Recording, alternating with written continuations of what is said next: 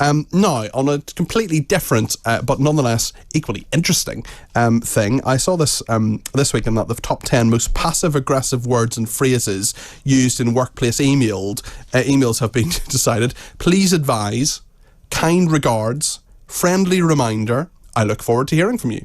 Pay attention, I think that's quite aggressive rather than passive-aggressive. Make sure, per our conversation, future reference, CCing, going forward. And the other ones like, I would like to follow up on my previous email, and per my previous email. Well, let's weigh this all up with Heather Scales. She is the MD of Heartbeat HR. Heather, you're very welcome to Talk TV this evening. How are you doing? Fine, how are you? I'm very well. I mean, there are so many passive-aggressive phrases in email. How have you come to this top 10 list? By the way, I just think going forward should be banned, just as a phrase. What's wrong with in future? I think the difficulty is that, we use emails for the majority of our communication, and they can be misconstrued. So the recipient receives an email and they're saying, hold on a moment, this is a bit passive-aggressive. But the person that's written it has no intention of being so, but it comes across. Well, there's no sort of tone of voice in emails. That's a big problem, isn't it? It is. And so I always say, look, if you've got something really important to say, either have the conversation face to face or pick up the phone, because you can't always articulate that message that you want to get across.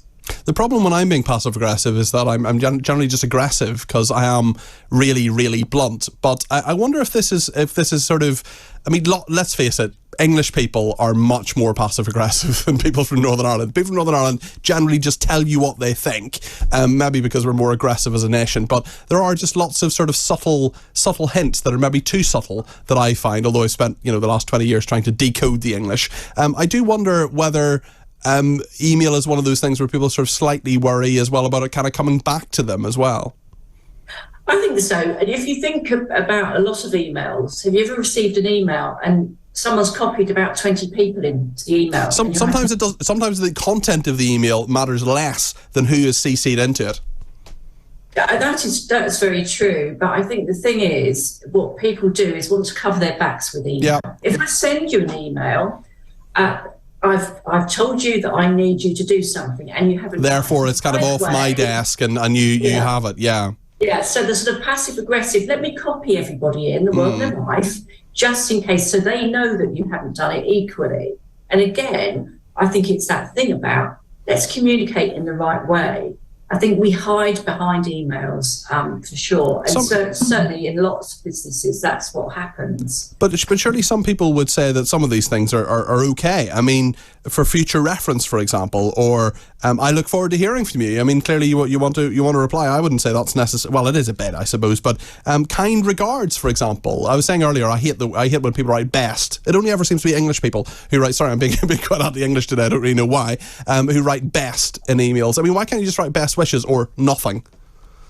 I think there are fads or trends, and I think the best sort of came in. And yes, often if I received an email and someone said best, I'd be like, best of luck, best wishes.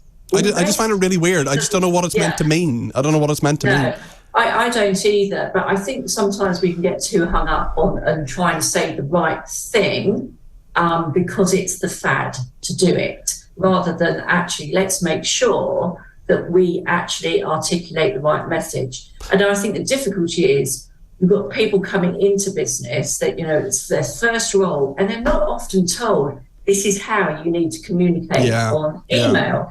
So they'll have their jargon, they'll have their way of talking to their mates as they do on social media. But in a business sense, that isn't the right thing to do. So we have to be very careful that, again, when emails are sent, they're sent in the right way with the right intent so that the recipient doesn't say, hold on a moment, But do you think, I mean, sometimes if you're chatting to someone on email, there's maybe sort of emails going backwards and forwards and stuff, and there's a bit of banter and stuff. Do you think people, I mean, you're an HR expert. I mean, presumably you've dealt with cases of people going a bit too far or saying things that are a bit too near the knuckle, or maybe someone CC'd in those emails that doesn't quite get the message that's intended, and that goes beyond, I mean, the passive-aggressive things are obviously irritating to some people, but there must be things that you've dealt with as an HR professional that go too far. How do you start having that kind of conversation with someone in terms of saying, look, you may think this is funny, but not everybody does?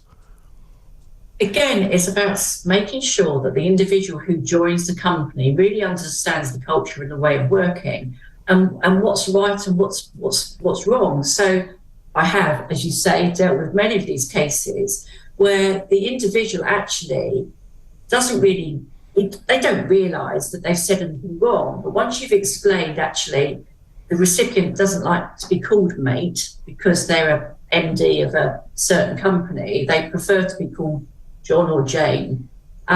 People understand and they say, "Oh, I didn't really mean, you know, I didn't really mean that." Do people get offended by I suppose because that's too informal? I mean, I have someone there's someone in my life who calls me mate all the time in text messages, and I don't really like being called mate by this person anyway. And I mean, there's no way to really bring that up, is there? I mean, I'm not senior to. I was going to say, why not have a conversation about it? I think one of the things that managers and people in life tend to do, and we're very good at that, is not saying anything, hoping it will just disappear. But if you have that conversation with the person and say, do you know what, I prefer not to be called mate, call me Peter or Pete or however you like to be called. Who me? Then it's different, isn't it? You understand. People don't often do that to cause offence. They just think it's okay. Yeah. And in business, it isn't always okay. Yeah. Banter, there's a fine line, and we have to make sure that with the fine line, we don't cross that. So, keep communicating ways of working, keep telling people this is how we do things. Whether we just have literally 1 minute left, but my producers asked me what about puns, because I use puns in the office quite a lot, and now everyone behind the glass is kind of smiling or laughing. I was going to say, do people laugh, or do they? Sometimes they just look at me with disgust. But I think the thing is, we want to have fun at work, and it's okay to have fun when it doesn't cause offence to others. So if it's just a pun and everyone has a good old laugh, that's great, because we want to have fun. Thank you, Heather. And with that final thought on puns, the scales have fallen from my eyes on that one. So thank you very much indeed to Heather Scales, who is the MD of Heartbeat HR. Sarah, my producer, is rolling her eyes quite reasonably at that one. Thank you very much indeed to Heather. And after the news, we're going to get some royal news. We're going to see